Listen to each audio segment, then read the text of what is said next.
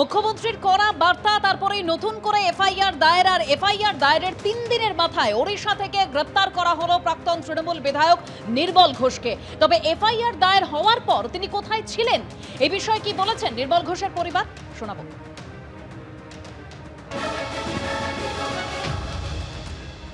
বাবা আমাদের সাথে কোনো কন্ট্যাক্ট করেননি।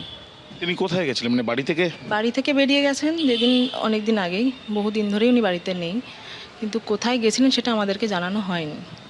উনি কি একাই গেছিলেন? উনি একাই গেছেন, বাড়িতে সবাই বাড়ির লোকরা আমরা রয়েছি। উড়িষ্যা থেকে তাকে গ্রেপ্তার করে নিয়ে আসছে পুলিশ, জানা যাচ্ছে। আমরাও আপনাদের মাধ্যমেই জেনেছি, মানে বললাম তো, ওনার সাথে আমাদের কোনো রকম কন্ট্যাক্টই হয়নি যে আমরা আপনাকে বলতে পারবো কিছু।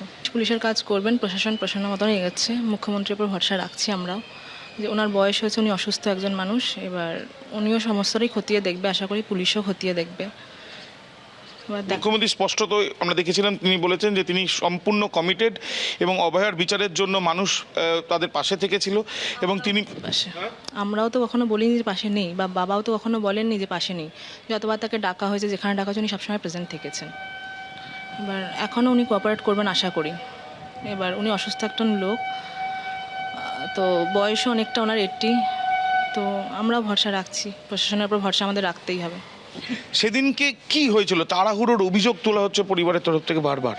এক্স্যাক্টলি ওই যে বললাম, আমরা প্রেজেন্ট ছিলাম না, বলতে পারবো না সেদিন এক্স্যাক্ট মানে কী হয়েছিল। বাবার সাথে তো ভাবে কখনো ক্লিয়ারলি কথা বলা হয়নি যে কী হয়েছিল বলো। বাবা নিজে থেকেই কি আপনার, মানে নির্মল বাবু কি নিজে থেকেই গিয়েছিলেন নাকি তাকে কেউ যেতে বলেছিল, কোনো ফোন এসেছিল এরকম কিছু? তাকে তো আমরা কোয়ারি করতে পারি না। কিন্তু এই বিষয় নিয়ে কোনো আলোচনাও করেননি আপনারা? না, কখনো তাকে আমরা কোনো তার কাজের বিষয় নিয়ে কখনো আমরা কোয়ারি করিনি। বিচারের জায়গায় চলবে। আমরা কোনোদিন বিচারের বা তদন্তের কোনো রকম বিপক্ষে নই। আমরাও সত্যি জানতে চাই। তড়িঘড়ি করা হয়েছে বলে অভয়ার বাবা তিনি লিখিত অভিযোগ করেছেন এবং সম্পূর্ণ অভিযোগ যে 3 জনের নামে বলেছেন, প্রথম নামই হচ্ছে নির্মল ঘোষ, প্রাক্তন বিধায়কের। না, তড়িঘড়ি করা হয়েছিল, ওই দিন কি হয়েছিল আমরা সত্যি কিছু জানি না। সেদিনকে বুদ্ধদেব ভট্টাচার্য মারা গিয়েছিলেন, আমার বাবা অ্যাসেম্বলিতে সেখানে মাল্যদান এবং যা যা তাদের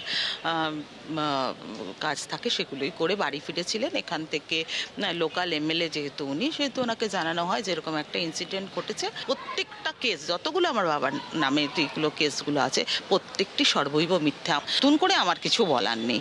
যা বিচারাধীন ব্যবস্থা মানে আছে সেটা হবে। আর যদি বিশেষ কিছু আপনাদের জানার থাকে, আপনারা সিবিআই তো রিপোর্ট পেশ করে দিয়েছিল এগুলো সম্বন্ধে, আপনারা সেখান থেকেই জানতে পারবেন। এবিপি আনন্দ, এগিয়ে থাকে, এগিয়ে রাখে।